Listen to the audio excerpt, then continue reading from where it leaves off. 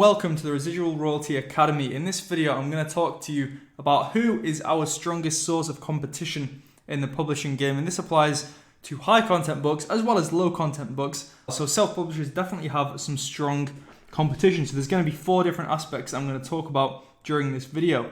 But I first just want to quickly add, if you're not subscribed already, then make sure you do that, as over 50% of the viewers on this channel have not yet subscribed. So it would be amazing if we could get to that 5,000 subscriber milestone as soon as possible. So let's look straight at number 1 now. So we'll just move this black box.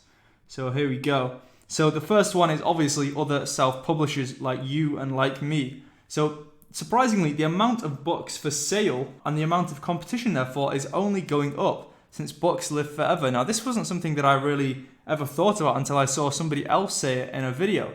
So you can imagine if there is, let's say 100 colouring books one year on the market, just as an arbitrary number, the next year there might be 120 or 140. But of course each year the number of colouring books doesn't reset or decrease, it's only ever going up. So therefore the competition is only ever going up, and there's always going to be more people entering the market and more people advertising, etc, etc. So this means that we should focus on quality so that our books sell well for as long as possible, and so that the new books that are published, your books remain better than those. You want to create classic books that are going to be there for years and years to come, bringing you royalties for years and years to come. So that's the first source of competition. And I don't think that's the strongest source of competition.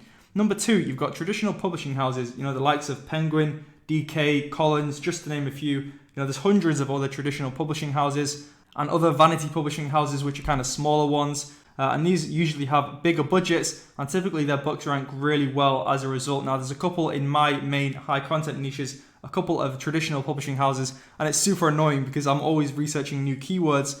And every time I look through the keywords, I can see, 1 or 2 of these guys having books always in the first few results. Just because they got those big budgets and they're so experienced, they're really, really good at getting those book sales. So let's look at number 3 now. This one might surprise you, possibly even Amazon themselves. So Amazon is even a publishing house. So if you Google Amazon imprints, you will find this website.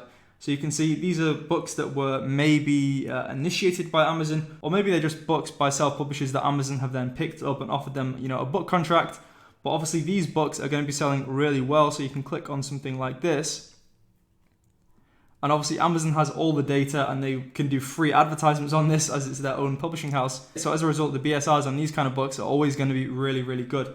And this is definitely some strong competition. And Amazon and Bezos could just publish as many books as they want using all the keyword knowledge that they have that, maybe no one else has access to, using all the knowledge from all the books that are already on here. They would just be able to wipe the floor, in every niche if they so wished. You used to see this, I think, on FBA where, if you were selling a phone charger and you were doing quite well, then maybe Amazon realized, okay, well, we'll just make our own phone charger, and using all the keyword data and all the data that they collect from the sales, they can really easily get that top spot in the search results just because they are the market. So if they're publishing their own products, they're always going to be super successful as long as the product quality is good enough, of course.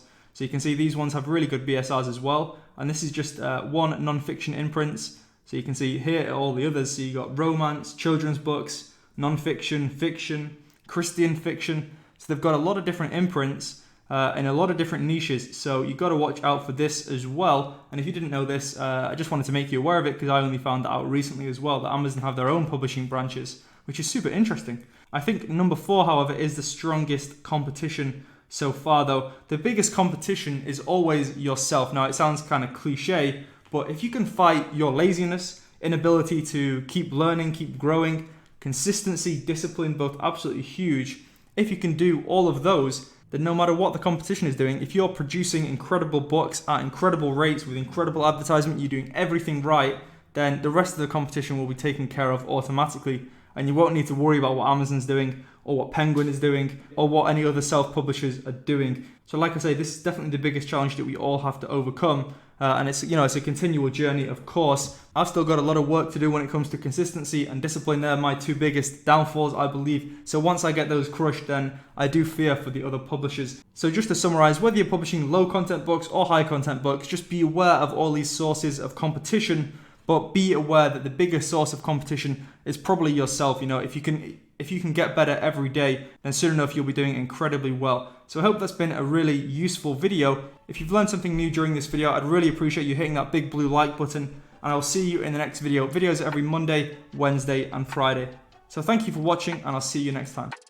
They wanna count me out before I'm even up. They wanna bring me down, but I don't give a f. They wanna count me out before I'm even up. They wanna bring me down, but it ain't adding up. I got some emoji in my blunt. Tell me what you want. I ain't tryna front, yeah. I just came to stun. I got some emoji in my blunt.